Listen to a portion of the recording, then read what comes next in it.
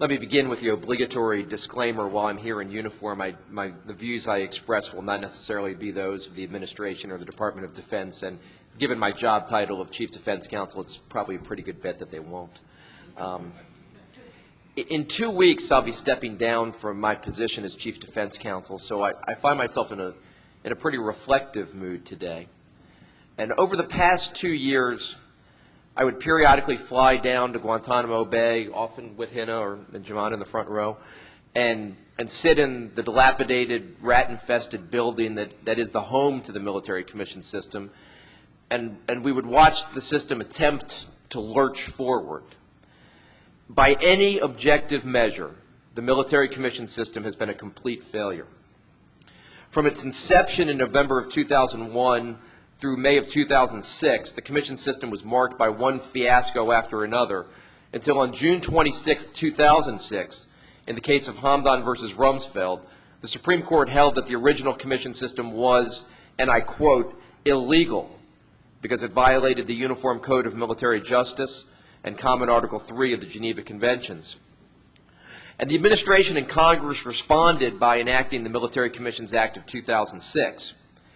Now, since the Military Commissions Act of 2006 has been in effect, the system actually managed to produce one conviction, that of David Hicks. It's the only conviction that the Military Commission system has produced since its inception in November of 2001. But even that case was an indictment of the system, not a success. David Hicks was an Australian who was a low-level foot soldier in Afghanistan, who was ultimately captured by the Northern Alliance while he was attempting to flee to Pakistan in a taxi cab. He was then turned over to U.S. forces, and he was initially held in Bagram. He ultimately became one of the first detainees to be transported to Guantanamo in early 2002. By 2007, which will be an election year in Australia, the Hicks case had become a political liability for John Howard, the Prime Minister of Australia, who was a key U.S. ally in the war in Iraq. Less than a month after John Howard played host to Vice President Cheney in Sydney, Australia, David Hicks pled guilty to material support for terrorism as a result of a plea bargain that would return him to Australia within 2 months. In fact, he's back in Adelaide, Australia today, where he would serve a 9-month term of confinement, which would result in his release just past the Australian election. And part of his guilty plea also provided that he would be gagged from speaking to the media until after the Australian election. After seeing the Hicks case unfold, Ben Weisner, who was the ACLU's observer at the military commission system, commented, "In an ordinary justice system, the accused must be acquitted to be released. In Guantanamo, the accused must plead guilty to be released." And the worldwide media reaction was similar to Ben's. It saw the Hicks case for what it was, a political fix designed not to obtain justice, but to help out a key U.S. ally. So that is the one conviction that's arisen under the Military Commissions system and under the Military Commissions Act, hardly a success. Ben also remarked that after all this commentary about people in Guantanamo being the worst of the worst and all killers, David Hicks left the courtroom with the sort of sentence you might expect in a DUI case.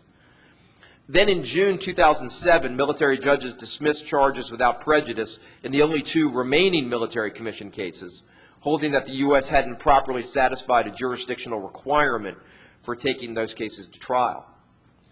So after 5.5 years, the military commission system has spent close to $100 million to produce one tainted conviction while causing incalculable damage to the United States' international reputation and credibility.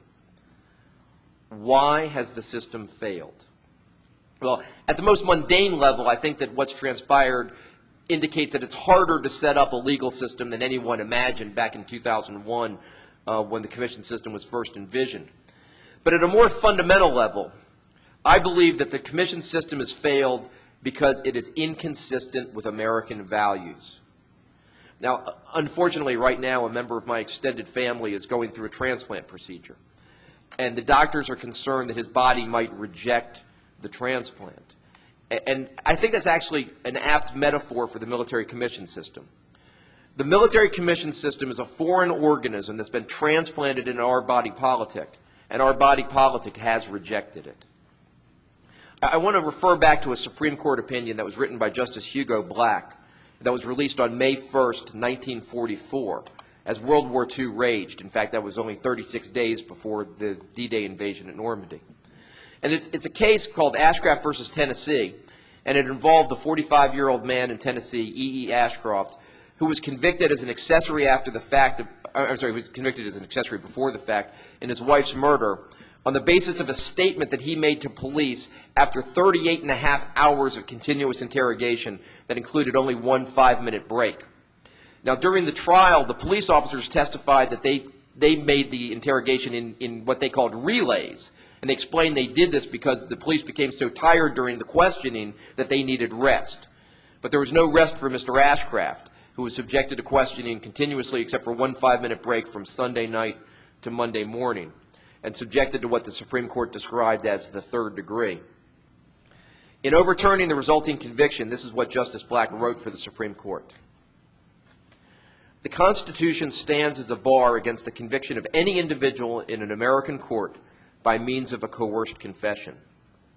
There have been and are now certain foreign governments dedicated to an opposite policy. Governments which convict individuals with testimony obtained by police organizations possessed of an unrestrained power to seize persons suspected of crimes against the state, hold them in secret custody, and wring from them confessions by physical or mental torture. So long as the Constitution remains the basic law of our republic, America will not have that kind of government. But now we do.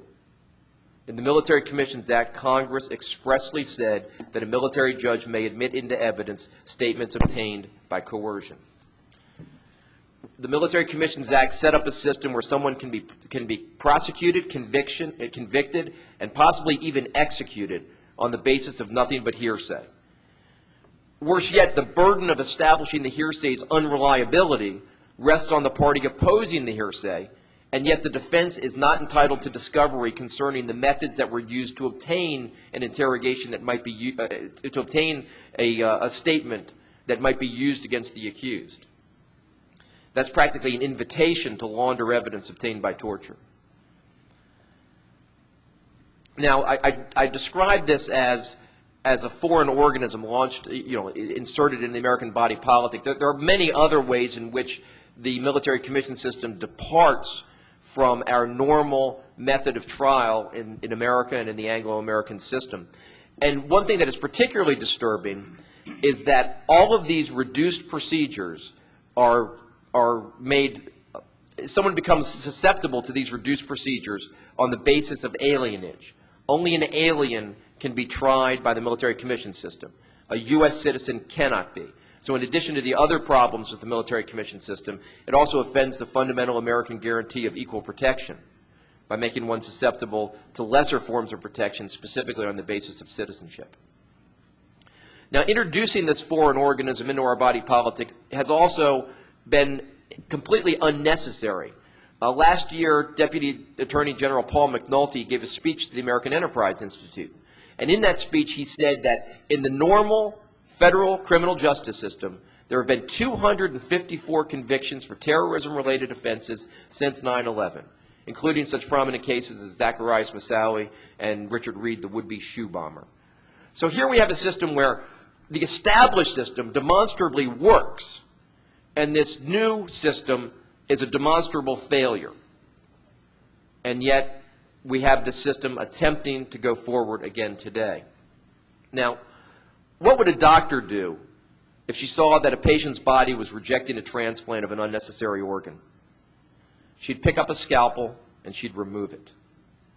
If the executive branch continues to insist on transplanting this foreign organism into our body politic, that is exactly what Congress and the courts should do. They should remove the military commission system from our body politic and restore us to a healthy Constitution. Thank you.